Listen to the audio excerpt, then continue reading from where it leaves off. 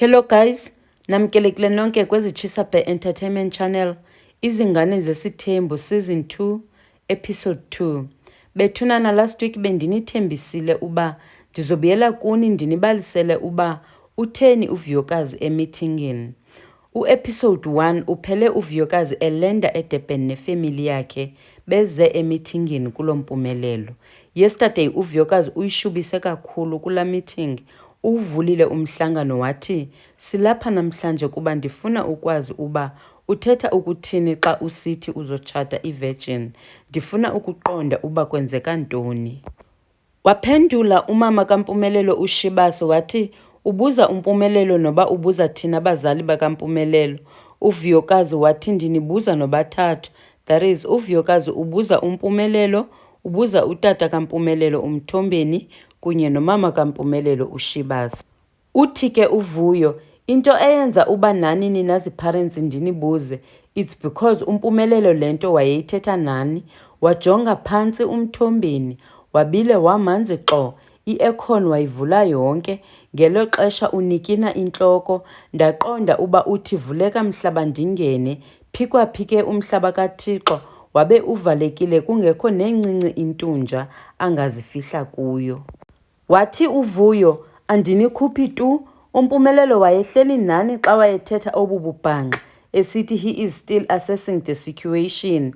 Uthi icacile mos babem-advisa ngomfazi omakamthathe, uba ngumfazi onjani. Wonyusa ivoice guys uVuyo. Wayeka ukuthethela phantsi njengoba simazi. Wathi, uthini uMpumelelo? Uthi he is assessing us. Emveni kweminyaka emi-5 ndithandana naye, ndamzalela abantwana ababini. Waqhubeka wavutha amalangaba uVuyokazi wathi, yeyi, awundihloniphi Mpumelelo, ingaske undixelele inyani noba ikraka kanjani, meaning noba imbi kangakanani.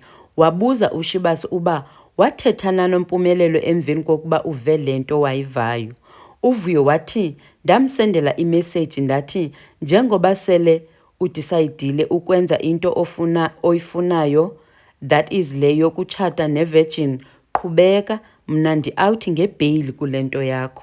Uyavakala guys uVuyokazi uba le nto wayeyibhala kule message wayengayiminishi, wayesenziwa ngumsindo njengomntu wonke. Akekho umntu ongathi thank you xa esiva le nto yayithethwa nguMpumelelo. Akacaphuki uVuyokazi uthi, andikwazi kaloku ukuba ndivele ndive le nto ithethwa kwi-National TV imanyelwe yikhantri yonke. Uthi wothuka uba ikhantri yonke imamele ezi ndaba zimbi kangaka. Bethunana uVuyo uthi ucela uMpumelelo amchazele uba all of a sudden kutheni efuna ukutshintsha izinto. Kaloku uVuyokazi uzazi engumomkhulu. Uyaqhawukelwa guys uVuyo uthi akazi uba kwenzeka ntoni. uMpumelelo makakhe achaze uba kutheni ngoku sekunje. Yangena ipholile insizwa kaMseleku, ingenakwandaba kwane-feelings zikaVuyokazi.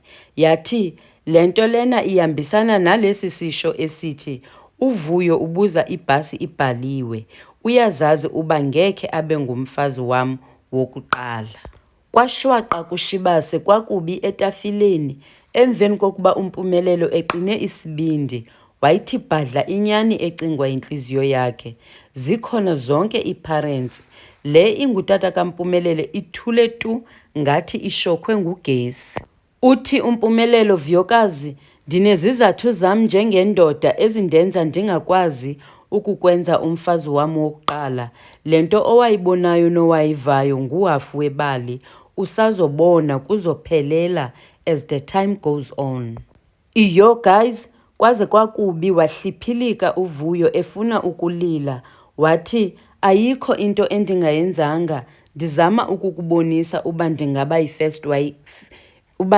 yi-first wife yakho Mpumelelo. Wavela uMthombeni egawule warhuqa kuMpumelelo wathi, kwedini umntu othandana naye uve nge-TV uba wena uzotshata ivirgin, the very same person owawumthembisile wena uba uzoba ngumamkhulu. Kutheni ungamxelelanga uba awusekho lapho before le nto yaziwe yikhantri yonke through television? Wathi uMpumelelo, yehlisa umoya Mthombeni, Into eyenza uba ndingamxeleli uVuyokazi kukuba vele i-relationship yethu ibingasekho right ncam. Yiloo nto eyenza uba kube nzima ukuqala a sensitive conversation that will cause another fight. Zange ndimxelele kuba kwakuzoba ngathi ndithela ipetroli emlilweni, meaning ingxabano yabo yayizoqhubeleka. Waphendula umama kaVuyokazi wathi, le nto uyithethayo ayenzi sense. Come on, sixelele uba kutheni ungamazisanga uVuyokazi, like in a formal way. Uhlale naye phantsi understandise, wenze sure uba your decisions azimhlukumezi, nikwi-same page. Umpumelelo wathi, sasixabana vele ndandingafuni ukuqala enye into ezokwenza uba sixabane again. Uyaqaqanjelwa guys umama kaVuyokazi uthi, Mpumelelo wabona uba vele utsho kwi-TV endaweni yoba uxelele abazali bakho kuqala. Abazali bakho babezothetha nawe and find indlela yokuyenza lento ungekayitsho kwi-TV. Le nto wayenzayo ayikho right Mpumelelo. Ibingathi ayinguye uMpumelelo guys, indlela le ebene-confidence yona.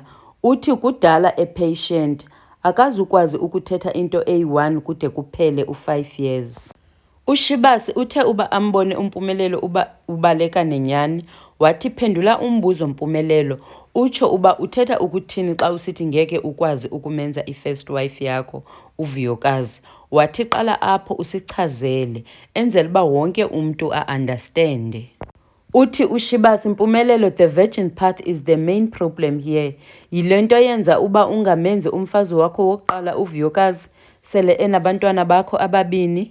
Umpumelelo wathi, hayi mama, le nto ayinakwenza ne-virgin. Qha uVuyokazi uba ngathi uyayisapota i-vision yam, kodwa aphinde ajike ingqondo athi akekho happy ngayo. Uyakhumbula mama umbuza uVuyo uba uzokwazi na ukumelana nesithembu? Wavuma uVuyo wathi yes, kodwa xa ndimdibanisa noTilero, uVuyo wandibuza uba ndimzisa kanjani uTilero. Ekugqibeleni bazali, mna ndiyam-understanda uVuyo uba akafuni kwelwanyo, noba ayingoTilero. uVuyo uzohlala ene-problem nomntu omelamayo. Izoba yingxaki yam ukuba nomfazi wokuqala ongakwaziyo ukwamkela abanye abamlandelayo kuba isithembu yi-vision yam. Kubalulekile kum uba ndiqale le jeni nomntu ozosapota i-vision yam. Yimibono yam neminqweno yam leyo. Waze wayibeka indaba Mpumelelo. uMpumelelo uthi, okwesibini uVuyokazi ubhosi ufuna uba izinto zihambe ngendlela yakhe. Uthi uMpumelelo akaqondi uba ku-right uba aqale ukubhilda umndeni wakhe ngoVuyokazi kuba uVuyokazi unesikhwele.